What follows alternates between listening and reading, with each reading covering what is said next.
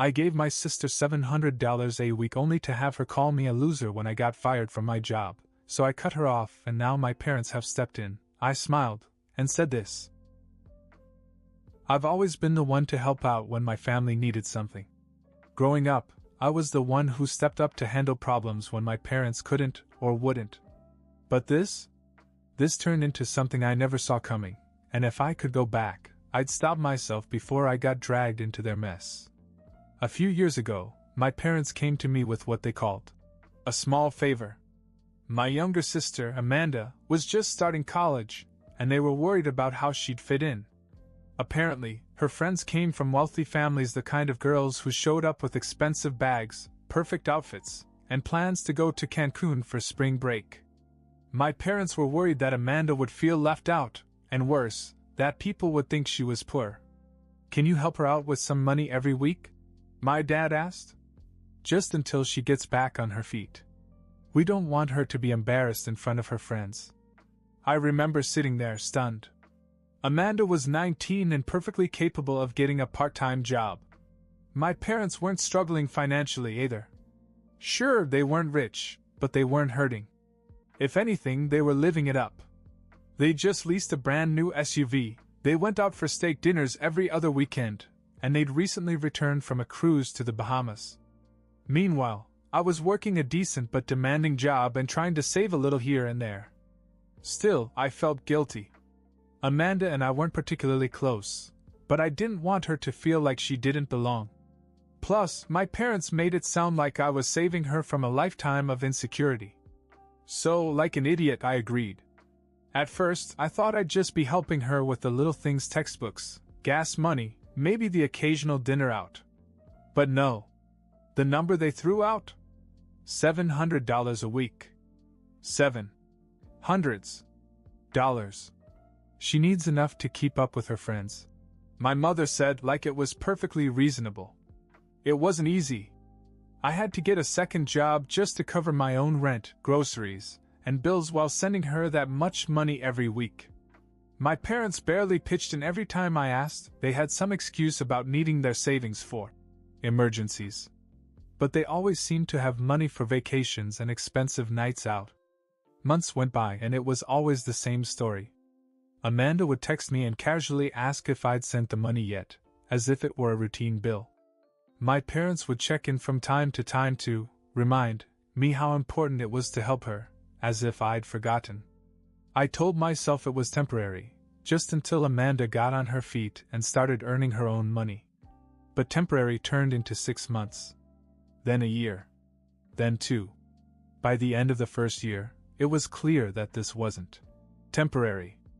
Amanda wasn't looking for a job, and my parents certainly weren't pushing her to get one. If anything, they seemed perfectly happy with the arrangement. Every time I brought it up, I'd get the same excuses. She's focused on school. My mother would say, she's young, she'll figure it out. My father would add.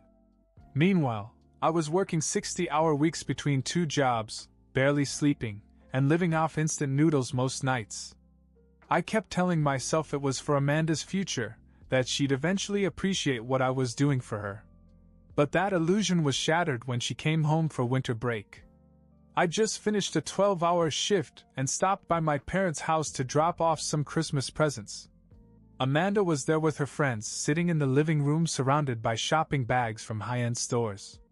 She was laughing and showing off a new bracelet that probably cost more than my monthly rent. Thanks for this, by the way, she said, waving the bracelet in the air like it was no big deal. I was confused. What do you mean? Oh, I used some of the money you sent. I just had to have it, it's so me, right? I didn't even know what to say. I thought the money was for rent or food or something practical. But no, she blew it on jewelry and designer clothes. And my parents? They didn't seem to care. My mom even said, she has such good taste, doesn't she? That was the first time I thought about cutting her off. But I didn't. I should have, but I didn't. A few months later it got worse. I started falling behind at my first job because I was exhausted from juggling both jobs. My boss warned me to get in shape, but I was already stretched so thin I didn't know how to fix it. Then one night, Amanda called me out of the blue.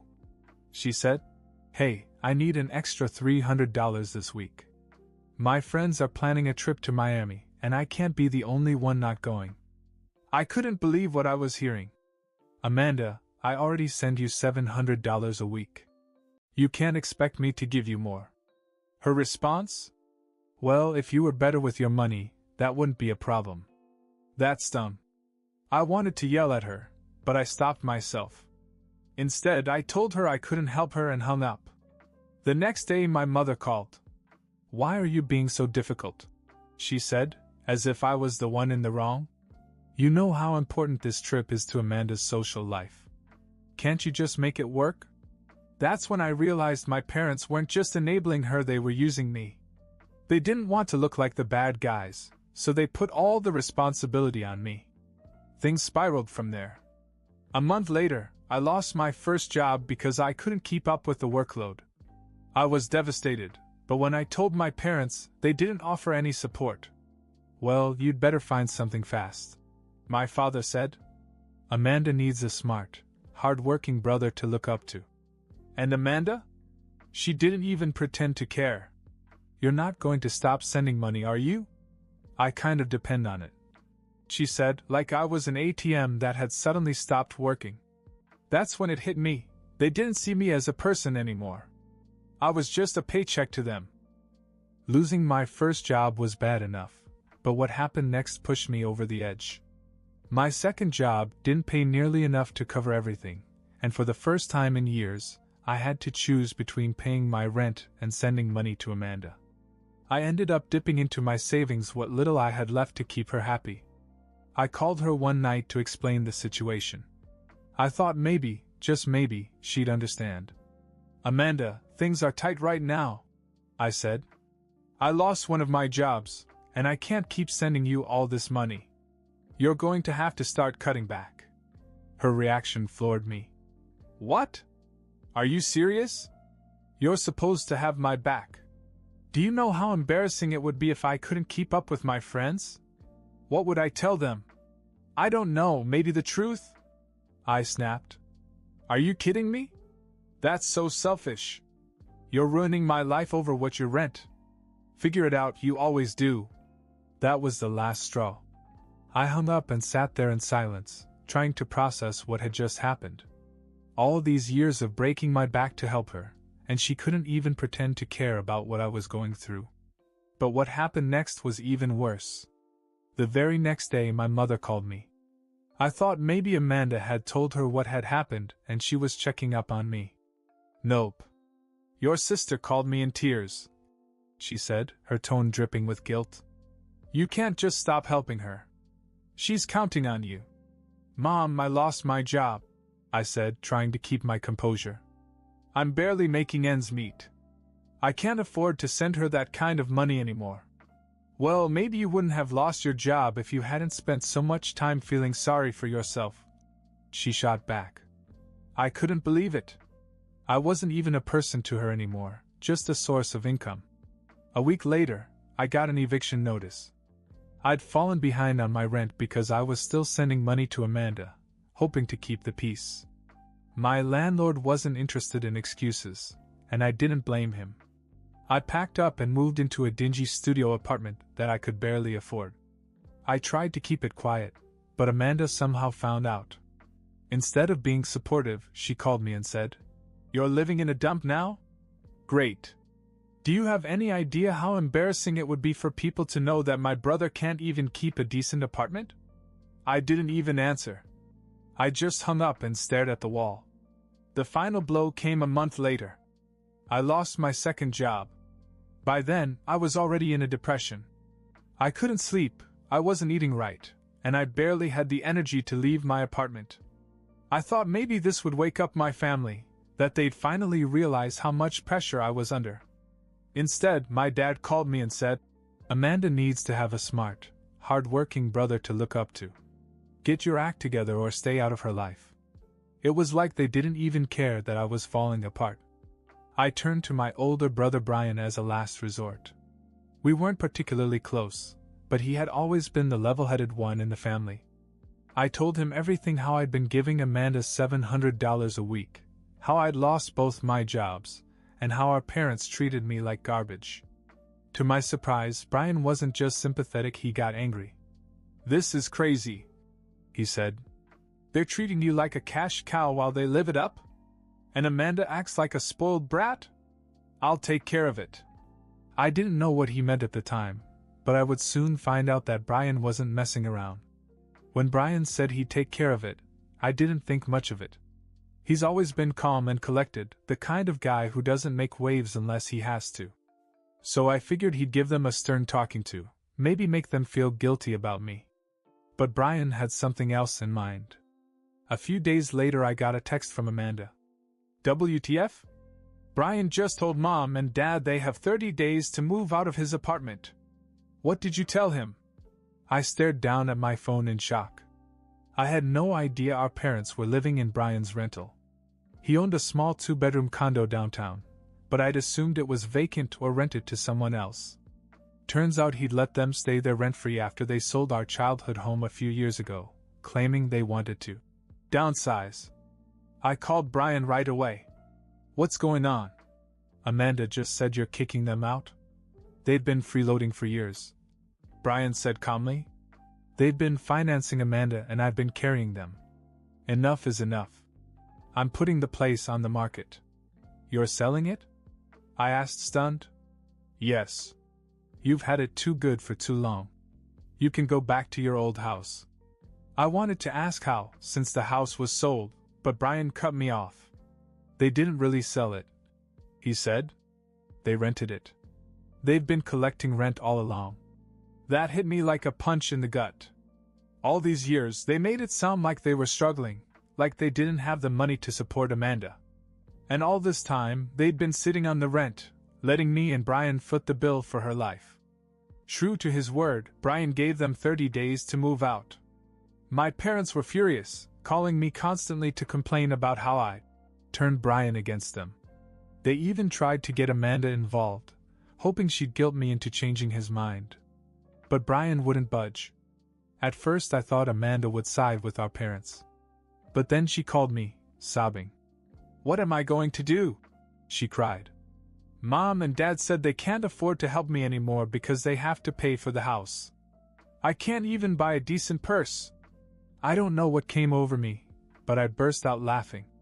After everything I'd been through, the fact that her biggest concern was a handbag was just too much.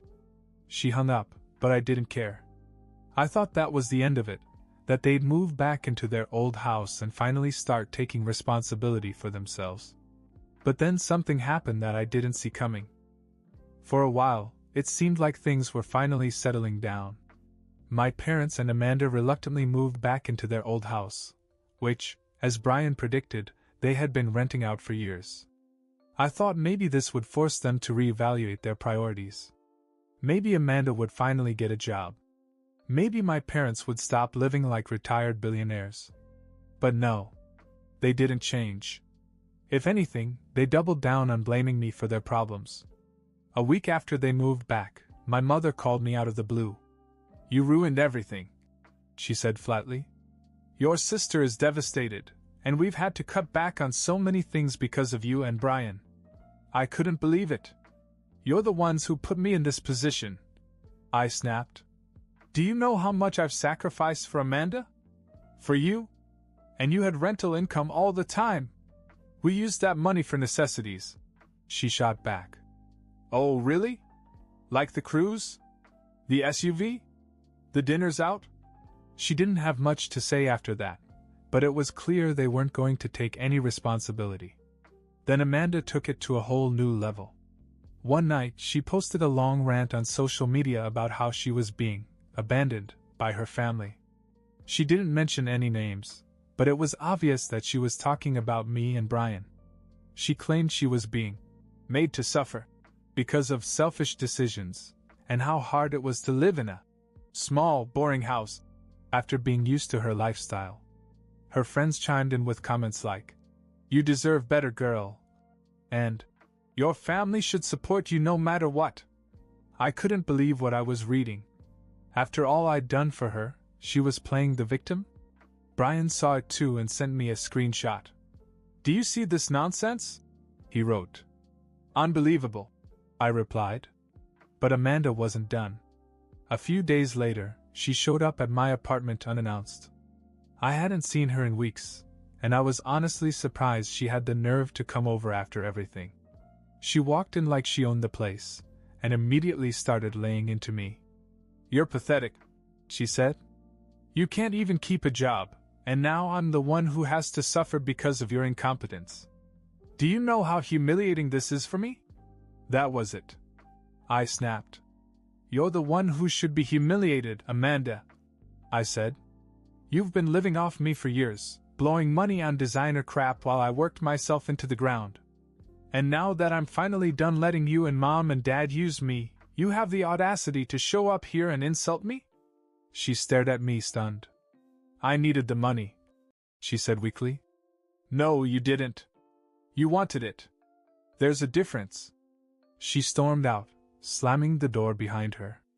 I thought that was the last I'd hear of her, but then, just as I was beginning to breathe again, something completely unexpected happened. 2 days after Amanda stormed out of my apartment, I received a text message from Brian. "You're not going to believe this," he said, attaching a photo. It was a screenshot of a GoFundMe page. The title read, "Help me get back on my feet after family abandonment." I clicked on the link, and sure enough, Amanda had created it. The description was a sob story about how her support system had cruelly cut her off and left her to fend for herself. She portrayed herself as a victim of neglect, claiming she couldn't even afford basic necessities, let alone maintain the stability she was used to. The kicker? The goal was $50,000. I stared at the page, equal parts angry and amazed. She already had over $1,000 in donations, with comments from strangers like, "Stay strong," and "Family shouldn't treat you like this." Some of her friends had even shared the page, calling her brave for speaking out. Brian called me, his voice dripping with sarcasm. "So I guess we're officially the bad guys now? I can't believe she's doing this," I said. "She knows it's all lies." "Of course she does," he said.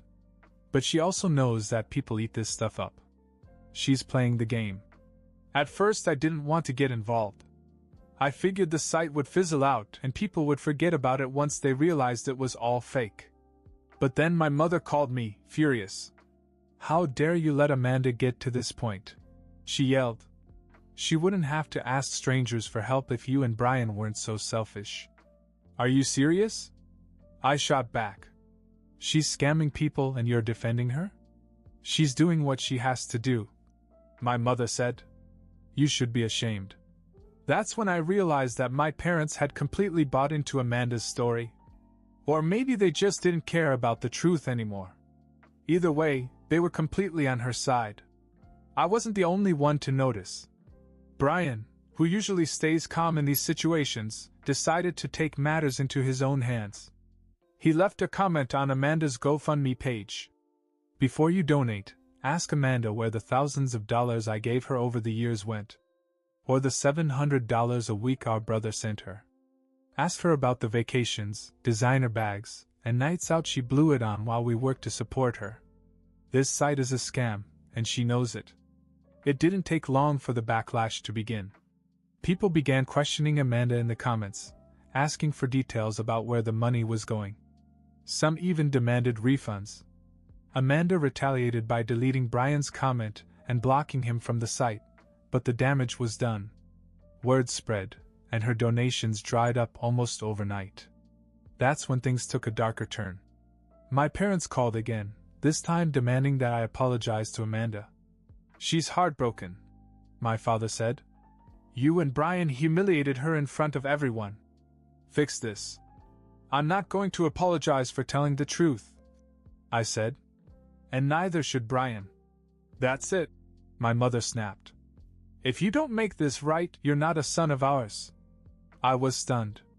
"After all I've done for you, this is how it ends?" "It's your fault," she said. "All of it." I hung up without another word, my hands shaking. I couldn't believe that my own family had completely turned against me. But as much as it hurt, I knew I couldn't go back now. That night, as I sat in my tiny apartment, I received an unexpected text from Amanda. It was short, but it hit me like a punch in the gut. "You're going to regret this," she wrote. I didn't know what she meant, but I had a bad feeling I was about to find out. After Amanda's text, I braced myself for whatever drama was to come, but nothing could have prepared me for how quickly it all fell apart. Brian stood his ground, refusing to let our parents back into his apartment, or give Amanda a single cent. Meanwhile, the GoFundMe fiasco left Amanda's reputation in tatters among her friends. She ended up deleting all of her social media accounts after people started calling her out for lying. My parents, true to form, refused to take responsibility for anything. They moved back into their old house, but their finances were in shambles. They couldn't afford their previous lifestyle, and my mother had to take a part-time retail job. My father spent most of his days sulking and blaming me and Brian for everything that went wrong. And Amanda? She finally got a job just barely. She's working part-time at a boutique, complaining all the time about how unfair her life is now. Apparently, the humiliation of having to work instead of shop was too much for her. As for me, I made the hardest decision of my life. I cut everyone off completely. No more calls, no more visits, no more being dragged into their mess. Brian and I still talk, and he's been a rock through it all, but the rest of them? I'm done. It wasn't easy at first. I kept waiting for the guilt to kick in, for the urge to check on them to take over. But as the weeks turned into months, I realized how much lighter I felt without their constant demands hanging over my head. I began to focus on myself for the first time in years. I got a new job, not the highest paying gig, but one that didn't leave me exhausted and miserable. I even took up a few hobbies that I'd always wanted to try but never had the time for. Looking back, I don't regret giving them up. It's sad, sure, but sometimes you have to walk away to save yourself. They can blame me all they want, but I'm finally at peace. And honestly, that's worth more than anything I ever gave them.